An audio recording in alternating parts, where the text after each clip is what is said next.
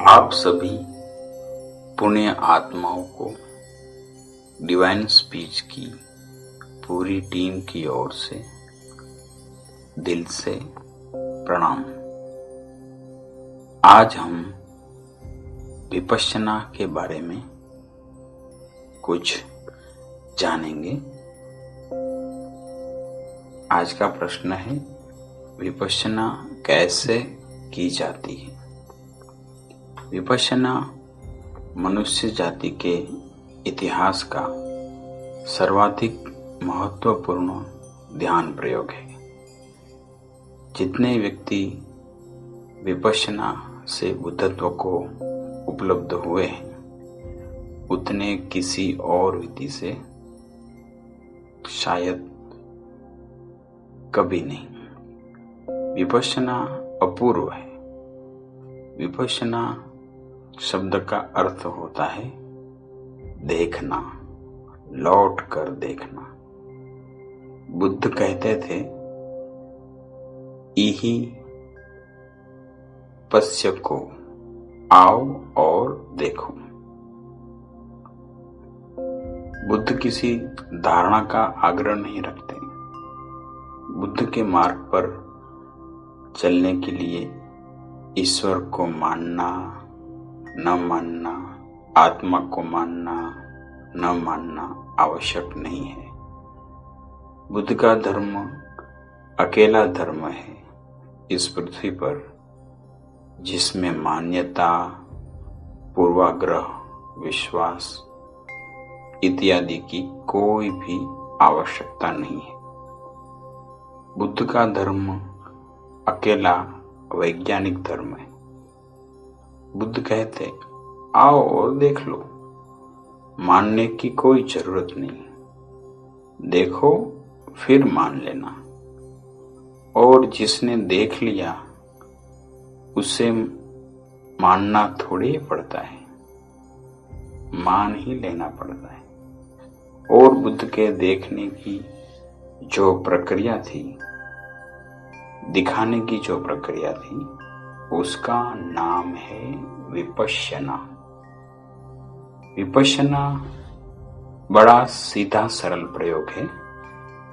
अपनी आती जाती श्वास के प्रति साक्षी भाव।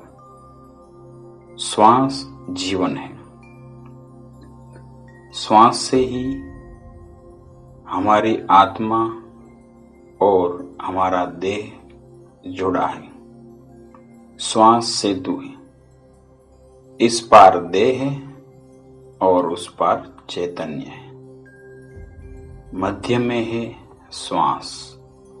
यदि हम श्वास को ठीक से देखते रहें तो अनिवार्य रूपेण, अपरिहार्य रूप से शरीर से हम भिन्न अपने को जानेंगे। श्वास को देखने के लिए जरूरी हो जाएगा कि हम अपनी आत्म चेतना में स्थिर हो जाएं। बुद्ध कहते नहीं कि आत्मा को मानो, लेकिन श्वास को देखने का और कोई उपाय भी नहीं है। जो श्वास को देखेगा वह श्वास से भिन्न हो गया, और जो श्वास से भिन्न हो गया वह शरीर से तो भिन्न हो ही गया, क्योंकि शरीर सबसे दूर है। उसके बाद श्वास है, उसके बाद हम हैं। अगर हमने श्वास को देखा तो श्वास के देखने में शरीर से तो हम अनिवार्य रूपेण छूट जाते हैं। शरीर से छूटो, श्वास से छूटो तो शाश्वत का दर्शन होता है। उस दर्शन में ही उड़ान है, ऊंचाई है, उसकी ही गहराई है। बाकी न तो कोई ऊंचाइयां हैं जगत में, न कोई गहराइयां हैं जगत में। बाकी तो व्यर्थ की सब आपाधापी है। फिर अनेक अर्थों में महत्वपूर्ण है। यह तो हमने देखा होगा। क्रोध में श्वास एक ढंग से चलती है और करुणा में दूसरे ढंग से। जब हम दौड़ते हैं तब श्वास एक ढंग से चलती है। जब हम आहिस्ता चलते हैं तब श्वास दूसरे ढंग से चलती है। चित्त ज्वरग्रस्त होता है तब श्वास एक ढंग से चलती है। जब चित्त तनाव से भरा होता है तब श्वास का ढंग और होता है। और जब चित्त शांत होता है, मौन होता है, तो श्वास चलने का ढंग कोई और होता है। श्वास भाव से जुड़ी। भाव को बदलो, श्वास बदल जाती है। उसी तरह श्वास को बदलो तो भाव भी बदल जाते हैं। जरा हम कोशिश करके देखें। क्रोध है मगर श्वास को डोलने नहीं देना है। श्वास को स्थिर रखना है, शांत रखना है। श्वास का संगीत अखंड रखना है। श्वास का छंद न टूटे। फिर हम क्रोध नहीं कर पाएंगे। हम बड़ी मुश्किल में पड़ जाएंगे। करना भी अगर चाहे तो क्रोध नहीं कर पाएंगे। क्रोध उठेगा भी तो भी गिर जाएगा। क्रोध के होने के लिए जरूरी है श्वास आंदोलित हो जाए। श्वास आंदोलित हो तो भीतर का केंद्र डगमगाता है। नहीं तो क्रोध देह पर ही रहेगा। देह पर आए क्रोध का कुछ भी अर्थ नहीं, जब तक कि चेतना उसे आंदोलित न हो। चेतना आंदोलित हो तो हम जुड़ गए। फिर इससे उल्टा भी सच है। भाव को बदलो, श्वास बदल जाती है। हम कभी बैठे हो, सुबह उगते सूरज को देखते हैं नदी के तट पर, तब भाव शांत होता है। कोई तरंगे नहीं चित्त में। उगते सूरज के साथ हम लवलीन हो जाते हैं। लौटकर तब हम देखें कि श्वास का क्या हुआ। श्वास तब बड़ी शांत हो गई। श्वास में एक रस हो गया, एक स्वाद, छंद बद गया। श्वास संगीत पूर्ण हो गई। विपश्यना का अर्थ है शांत बैठकर श्वास को बिना बदले। ख्याल रखना, प्राणायाम और विपश्यना में भेद है। प्राणायाम में श्वास को हम बदलने की चेष्टा करते हैं। विपश्यना में श्वास जैसी है वैसी ही देखने की आकांक्षा है। जैसी है, उबड़ खाबड़ है, अच्छी है, बुरी है, तेज है, शांत है, दौड़ती है, भागती है, ठहरी है, जैसी भी हो, सिर्फ श्वास को देखना है।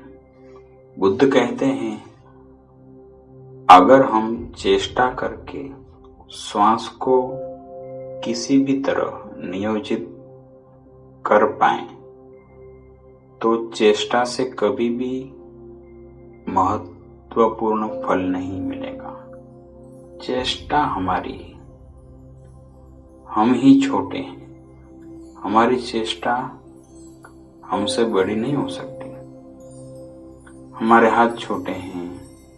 हमारे हाथ की जहां जहां छाप होगी वहां वहां छोटापन होगा। इसलिए बुद्ध ने यह नहीं कहा है कि श्वास को हम बदलें। बुद्ध ने प्राणायाम का समर्थन नहीं किया है। बुद्ध ने तो कहा है हम तो सिर्फ बैठ जाएं, श्वास तो चल रही है, जैसी भी चल रही है, बस बैठकर देखते रहना है श्वास को। जैसे राह के किनारे बैठकर कोई राह चलते यात्रियों को देखे कि नदी के तट पर बैठकर नदी की बहती धार को देखे। हम क्या करेंगे? आई एक बड़ी तरंग तो देखेंगे, नहीं आई तो भी देखेंगे। राह पर निकली कारें, बसें तो हमने देखी, नहीं निकलती तो हम नहीं देखते। गाय भैंस निकलती हैं तो हम देखते हैं। जो भी है, जैसा भी है, उसको वैसा ही देखना है। जरा भी उसे बदलने की आकांक्षा नहीं करनी। बस शांत बैठकर श्वास को देखते रहना है। देखते देखते ही श्वास और शांत हो जाती है, क्योंकि देखने में ही शांति है। और निर्चुनाव, बिना चुने देखने में बड़ी शांति। अपने करने का कोई प्रश्न ही नहीं रहा। जैसा है ठीक है, जैसा है शुभ है। जो भी गुजर रहा है आंखों के सामने से, हमारा उससे कुछ लेना देना नहीं है। तो उद्विग्न होने का कोई सवाल नहीं, आसक्त होने की कोई बात नहीं। जो भी विचार गुजर रहे हैं, निष्पक्ष हमको सिर्फ देखना है। श्वास की तरंग धीरे धीरे शांत होने लगी। श्वास भीतर आती है, तब हम अनुभव करते हैं स्पर्श नासापुटों में। श्वास भीतर गई, फेफड़े फैले, अनुभव किया कि फेफड़े फैल रहे हैं। फिर क्षण पर सब रुक गया। अनुभव करें उस रुके हुए क्षण को। फिर श्वास बाहर चली, फेफड़े सिकुड़े, अनुभव किया कि फेफड़े सिकुड़ रहे हैं। फिर नासापुटों से श्वास बाहर चली गई। अनुभव करो उत्तप्त श्वास नासापुटों से बाहर जाती। फिर क्षण भर सब कुछ ठहर गया। फिर नई श्वास आई। यह पड़ाव है श्वास का भीतर आना, क्षण भर श्वास का भीतर ठहरना, फिर श्वास का बाहर जाना, क्षण भर फिर श्वास का बाहर ठहरना, फिर नई श्वास का आवागमन। यही वर्तुल है। वर्तुल को चुपचाप देखते रहना है। करने की कोई बात नहीं, बस सिर्फ देखना है। यही विपश्यना का अर्थ है। अब क्या होगा इस देखने से? इस देखने से अपूर्व होता है। इसके देखते देखते ही चित्त के सारे रोग तिरोहित हो जाते हैं। इसके देखते देखते ही हम देह नहीं हैं, इसकी प्रत्यक्ष प्रतीति हो जाती। इसके देखते देखते ही हम मन नहीं हैं, इसका स्पष्ट अनुभव हो जाता है। और अंतिम अनुभव होता है कि हम श्वास भी नहीं। फिर हम कौन हैं? फिर उसका कोई उत्तर हम नहीं दे पाएंगे। जान तो लेंगे, मगर गूंगे का गुड़ हो जाएगा। वही है उड़ान। पहचान तो लोगों की, मैं कौन हूं, मगर अब बोल नहीं पाएंगे। अब अबोल हो जाएंगे, अब मौन हो जाएंगे, गुनगुनाएंगे भीतर भीतर, मीठा मीठा स्वाद लेंगे, नाचेंगे मस्त होकर, बांसुरी बजाएंगे, पर कह नहीं पाएंगे। और विपश्यना की यही सुविधा है कि कहीं भी हम कर सकते हैं, किसी को कानो कान पता भी नहीं चलेगा। बस बैठना है कहीं भी, ट्रेन में सफर करते, कार में यात्रा करते करते, राह के किनारे, दुकान पर, बाजार में, घर में, बिस्तर पर लेटे, किसी को भी पता भी नहीं चलेगा, क्योंकि न तो कोई मंत्र का उच्चार करना है, न शरीर का विशेष आसन चुनना है। धीरे धीरे इतनी सुगम और सरल बात है और इतनी भीतर की है कि कहीं भी कर सकते हैं। और जितनी ज्यादा विपश्यना हमारे जीवन में फैलती जाए, उतने ही एक दिन बुद्ध के इस अद्भुत आमंत्रण को हम समझ लेंगे। आओ और देख लो। बुद्ध कहते हैं ईश्वर को मानना मत, क्योंकि शास्त्र कहते हैं मानना तभी जब देख लो। बुद्ध कहते हैं इसलिए भी मत मानना कि मैं कहता हूं, मान लो तो चूक जाओगे। सिर्फ देखना, दर्शन करना, और दर्शन ही मुक्तिदायी है। मान्यताएं हमें हिंदू बना देती है, मान्यताएं हमें मुसलमान बना देती है, मान्यताएं हमें ईसाई बना देती है, मान्यताएं हमें जैन बना देती है, मान्यताएं हमें बौद्ध बना देती है। दर्शन हमारे परमात्मा के साथ एक कर देता है। फिर हम न हिंदू हैं, न मुसलमान, न ईसाई, न जैन, न बौद्ध, फिर हम परमात्मामय हो गए।